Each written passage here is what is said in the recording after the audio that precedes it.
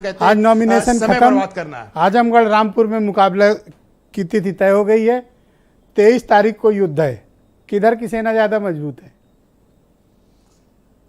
देखिए, ये चुनाव तो भाजपा का, इसमें कुछ बिगड़ेगा नहीं। अगर वो हारती है तब भी उसकी दोनों सीटें नहीं हैं, और अगर वो जीतती है तो स्वाभाविक है कि ये 2024 के लिए उत्तर प्रदेश से एक मैसेज चला जाएगा कि मोदी फिर अजय हैं और 2024 में बीजेपी सफाया करने की ओर बढ़ेगी। अब जब आप आंकड़ों पर देखते हैं तो आजमगढ़ में समाजवादी पार्टी 10 सीटें जीती है विधानसभा की। रामपुर में आजम खां लगातार जीतते रहे हैं।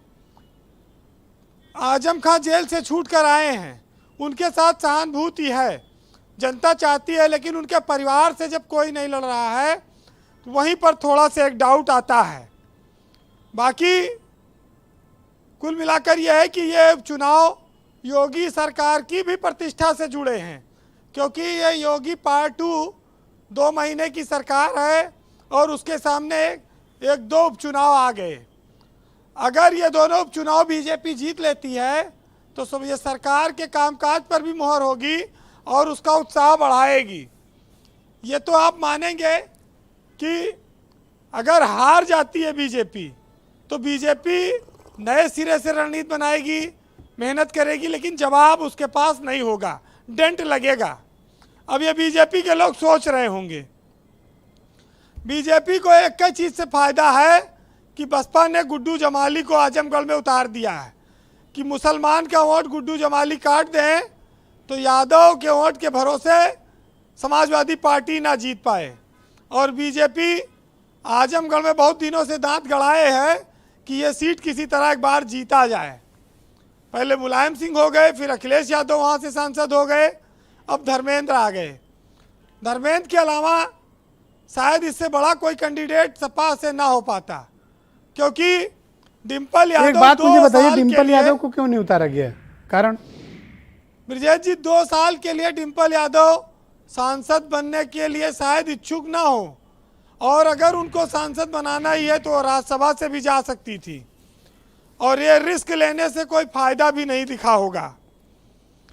कुल मिलाकर ये है कि आज रमाकांत यादव ने भी पर्चा भरा है इंडिपेंडेंट के तौर पर। अब वो सेफ्टी के तौर पर भराया गया है या वो चुनाव लड़ेंगे, ये आने वाले 2-3 दिनों में क्लियर होगा। लेकिन बीजेपी के लिए मायावती बहुत लकी हैं। मायावती ने विधानसभा के चुनाव में ऐसा चुनाव लड़ा कि बीजेपी को बड़ा फायदा हुआ। अब वहाँ पर मुस्लिम प्रत्याशी आने से आजमगढ़ में वहाँ बीजेपी अपने आप को फायदे में महसूस कर सकती है। आजम खां कितना जिता पाएंगे मोहम्मद अनीस रजा को, ये तो देखिए आसिम रजा, ये तो वक्त बताएगा। लेकिन जब आजम खान ने अपने बाहर पार्टियां नहीं पनपने दी कि रामपुर में आजम खां ही समाजवादी पार्टी है और समाजवादी पार्टी ही आजम खां है, उनके परिवार के बाहर कुछ नहीं है सपा, तो अब वहाँ पर कोई नया नाम, उस पर बस एक फ़ायदा कांग्रेस नहीं लड़ा रही है। अगर बेगम नूर बानो के परिवार से कोई लड़ता तो शायद भाजपा के जीतने के चांसेस बढ़ जाते। यहाँ पर एक थोड़ा से मामला बनता है। देखिए, ये जो चुनाव है ये ज्ञान वापी और कानपुर बवाल, इन दोनों के बीच आया है।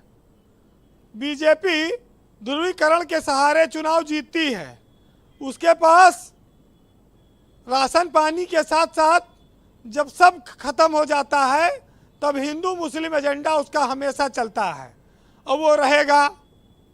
और हिंदू भी वोट कर देता है कि कम से कम भले कुछ न मिले लेकिन ये शांत रहेंगे।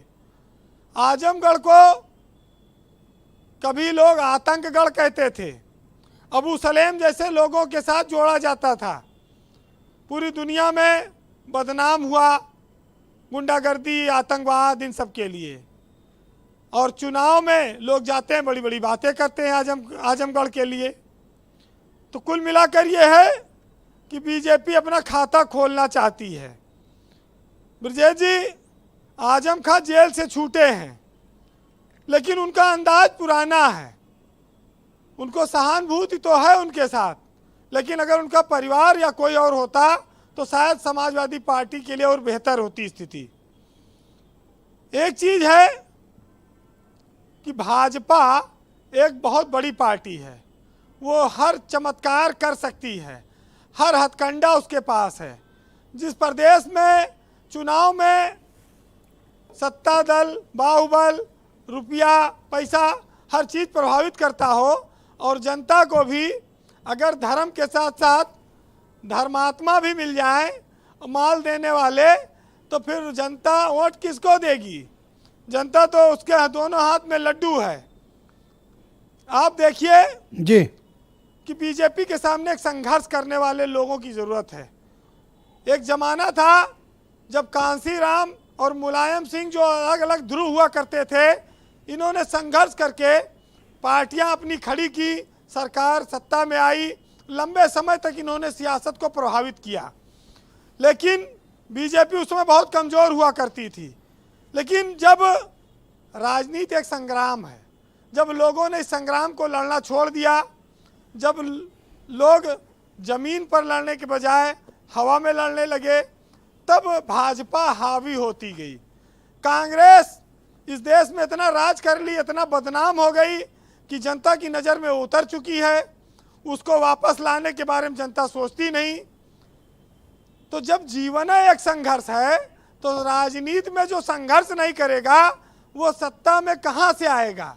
जी। और कांग्रेस के लिए ये बात नहीं कह रहा हूँ, ये बात कह रहा हूँ विपक्ष के अन्य दलों के लिए कि लड़ना तो पड़ेगा। अगर नहीं लड़ना है तो फिर जीतने की उम्मीद छोड़ दीजिए।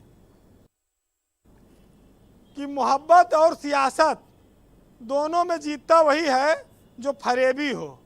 जिसको फरेब ना आए, झूठ ना आए, सपना ना दिखा पाए, वो नहीं जीत सकता। जी बहरहाल कंक्लूड करें वीरेंद्र जी। राहत इंदौरी साहब का एक शेर है हम्म, कि भाई जो लड़ रहा है सबकी कदर करो, सम्मान करो। इरशाद। गुंडा हो, लफंगा हो, अपराधी हो, राजनेता हो, खद्दर पहन के आया है, पता नहीं कौन कल क्या बन जाए। तो सुनिएगा कि बन के एक हादसा बाजार में आ जाएगा, और जो नहीं होगा वो अखबार में आ जाएगा। और चोर उचक्कों की कुछ तो कदर करो कि मालूम नहीं कि कब कौन सा सरकार में आ जाएगा। बहुत शुक्रिया आपका वीरेंद्र जी, बहुत बहुत धन्यवाद। बहनों भाइयों।